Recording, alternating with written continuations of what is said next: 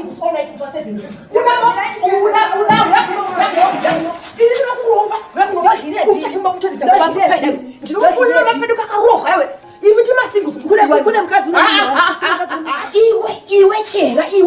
Iwe system yako ikutora wale bana.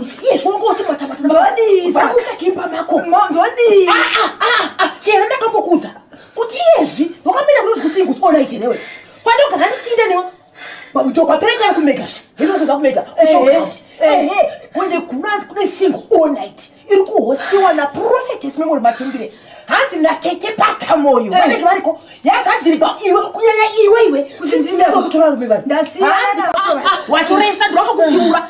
Saka ndodi ndakukudza kuti oitepi. Siyana ne barume bamchira. Siyana ndizozo. Iwe chimotaka murume wako iwe. Kuna prophetess memory Matimbire.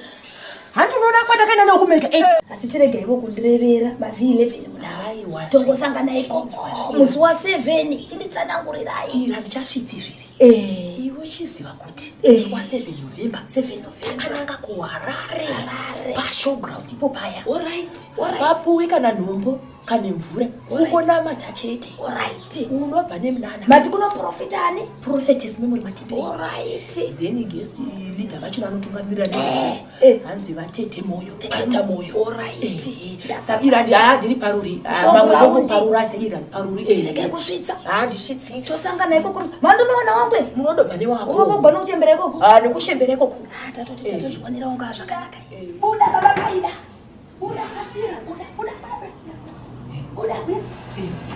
Papa shata wena. Yabakwa ungobapa mari yevhara muromo. Papa shata. Ovhara muromo izvi. Tawakunzi kwevana Matimbire vana moyo zvazvanzi kudini. Ndatonzi handisa masingu kuona iti kwemusi wa 7 November. Prophetess memory Matimbire napasta. Wabva nepi zveMatimbire. Tinarara indoita kumba kwangu chivapa vhara muromo. Aiwa vhara muromo. Sara ndoita. Madzi wako mari ndoita 7